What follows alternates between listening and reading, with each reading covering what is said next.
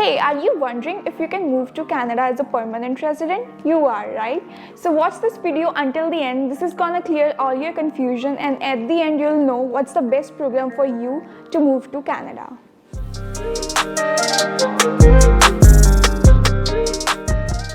Hi everyone, welcome back. So in this video I'm going to discuss about this huge umbrella called Express Entry. So do subscribe to my channel if you haven't already and don't miss out on any step of the process. So first of all, what is this Express Entry which everybody is talking about? I'm not going to discuss about all the history and useless stuff. So in short, this is an economic immigration pathway which grants permanent residencies to skilled workers. Now if you have work experience in any foreign country, this is must to check if you fall under the skilled category or not.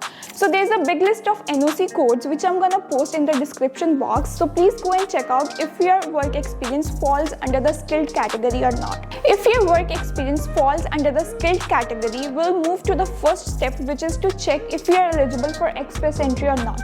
And there will be a number of agents in your country who can do that for you, but I know they charge a fortune, and this is something very basic which you can do on your own. But are you wondering how? So let me help you with that. For that, I've made a calculator through which you can calculate your points based upon your education, your work experience, your age, and your IELTS score.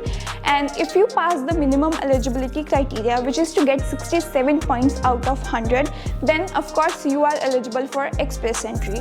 So without wasting any more time, let's get started with the calculations. So this calculator is 100% free. I'll share the link in the description box below. But first, let's go through it and understand how it works and how you can calculate your eligibility based on the factors mentioned in this calculator. So I've named this calculator 67-point calculator because this is the minimum score you require to get eligible for Express Entry. And this is valid for only one category that falls under Express Entry, which is FSW, known as Federal Skilled Workers. So the first criteria is education. Now there are several options here. You can either choose a master's degree or a bachelor's degree, even a high school diploma. But one thing to note here is that if your own country is considering your education as bachelor's degree, Canada might or might not. So for that, you need to get your education credentials evaluated, and there are total 5 agencies who do that. And in my personal experience, I think WES is the fastest among the all, and ideally they give you equivalency within 35 business days. But please do your own research. Depending upon your university and your education, you can choose either one among those 5. So let's take an example where your education is evaluated as a bachelor's degree, which is a post-secondary diploma, or a degree which is for minimum 3 years and could be for 4, 5 or any number of years. For your education, you'll get 21 points if you have a bachelor's degree. Now moving on to the next section, which is your work experience. So let's consider you have 2 to 3 years of work experience. Now you got 11 points out of 15 for this.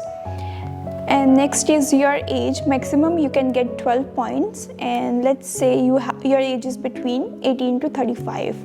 So you got maximum points, which is 12.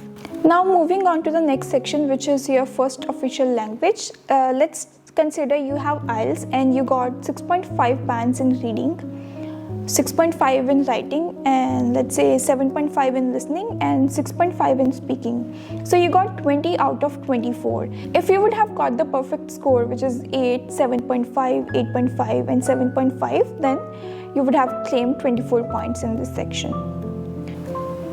Now moving on to the next section, which is your second official language. In this test case, let's consider you're not appearing for your French test and you got 0 points out of 4 in this one. Next is arranged employment. So if you have arranged employment from any Canadian employer, you get 10 points. But let's say you do not have any employment offer as of now, so no. And the final section is adaptability. So there are a number of factors here, but maximum you can get only 10 points. So let's check out the first criteria here, which is your common law partner or a spouse has a language level in either French or English, and they have at least a minimum score of NCLC or CLB4 in all 4 language modules. So let's consider that you're married and your spouse is also appearing for either French or IELTS, and they have scored minimum NCLC or CLB4, and for that you can claim points for this criteria. Second one is you completed at least 2 academic years of full-time study at a secondary or a post-secondary level in Canada. So you'll get points for this if you have moved to Canada as a student and you have completed at least 2 full academic years in Canada. This could be after you pass from your high school, or this could be after you have completed your bachelor's degree in your country. So let's say you have not moved to Canada yet and you do not have Canadian education as of now. So the second factor here is your spouse or common law partner completed at least 2 academic years of full-time study at a secondary or a post-secondary school. So these two are kind of similar, but this one is for the primary applicant and this one is for the secondary applicant. And because you are not in Canada as of now, so we cannot claim points if your spouse has a 2 years of full-time study in Canada or not. So the next factor is you did at least 1 year of full-time work in Canada. So this is for those who were already in Canada on a work permit or were authorized to work in Canada on any other visa, and they have their work experience in skill type 0, A or B as per the National Occupational Classification. So this is for people who have work experience in Canada. If you don't have any work experience, you cannot claim points for this one. Now the next is your spouse or partner did at least 1 year of full-time work in Canada on a valid work permit while authorized to work in Canada. Again, these two are same. This one is for the primary applicant, this one is for the dependent. And the next factor is you have an arranged employment in Canada, and let's say you do not have any offer from a Canadian employer yet. And the last factor is you or your spouse or common law partner have a relative who is living in Canada and is at least 18 years old and is a Canadian citizen or a permanent resident. And your relative could be your parent, grandparent, child, grandchild, you or your spouse's sibling, you or your spouse's uncle or an aunt by blood, and you or your spouse's niece or nephew. Let's say you have a relative in Canada which falls under all these categories and you're claiming points for this. So you got 10 in this adaptability section. Now moving on to your final score. So it is 74 out of 100 and you need at least 67 to get eligible for that. And with these values which we have selected here, you are 100% eligible. So let's go back to the top again to see what factors did we select. So you have at least a bachelor's degree and you have work experience of 2 to 3 years. Your age falls between this. And you appeared for IELTS and you have scored these bands at least. And you did not appear for French yet. Plus you do not have any arranged employment from Canada. But your spouse appeared for IELTS and they have at least CLB4 or NCLC4, so you get 5 points for this. And the last one, you have a relative in Canada which is a permanent resident or a Canadian citizen. So again, you get 5 points for that. So in this way, you are 100% eligible. Did it make sense? Did you understand how the calculator works? If not, don't worry, we'll take another test case. So again, let's say you have a bachelor's degree as per the Canadian education standard and you have a work experience of again 2 to 3 years and your age is between 18 to 35, and we'll take the same bands which we took in the last case. And again, you got 20 points for this, and you did not appear for French, you do not have any arranged employment, you're not married, you do not have Canadian education or a work experience, arranged employment, or you do not have a relative in Canada.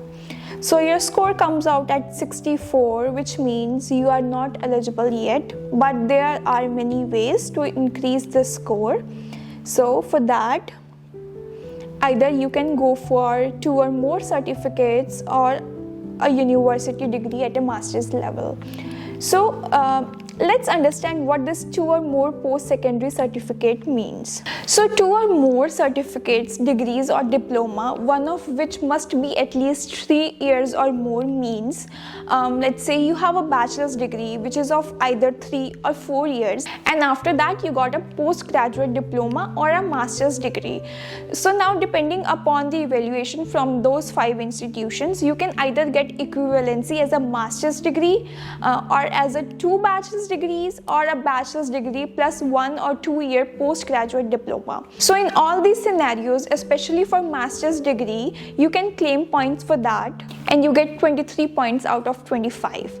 Now for the other 2 scenarios where your equivalency is equal to 2 bachelor's degree or a bachelor's and a postgraduate diploma, for that you'll be eligible for 2 or more certificates, and one must be at least for 3 or more years.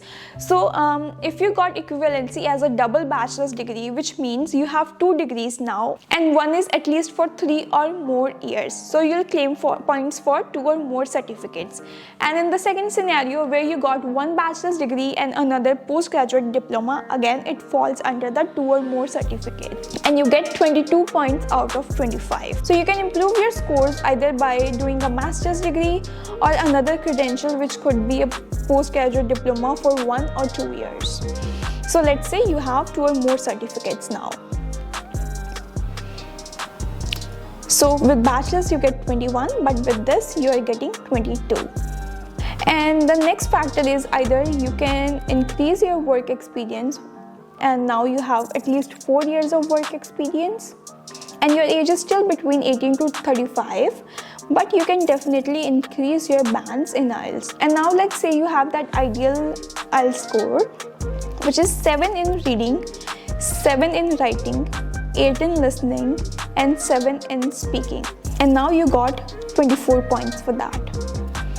And all the way to the bottom, now you have total score of 71, which means you are 100% eligible for express entry. So I would encourage you to play around this calculator and see from what factors you can increase your scores and get a direct permanent residency while you are still in your own country. And if you have any questions regarding this calculator, you can either email me at this or contact me on Instagram, and I'll be more than happy to help you out. So guys, the information I've shared in this video is based upon my knowledge and experience. I would still recommend you to do your own research, and if you have any questions, you are more than welcome to contact me. And I hope this video was helpful to you, and if it was, please like this video and subscribe to my channel. This means a lot to me. And if you want a video on any other topic, do let me know in the comment section. I'll definitely make a video on that. Until then, take care. Bye bye.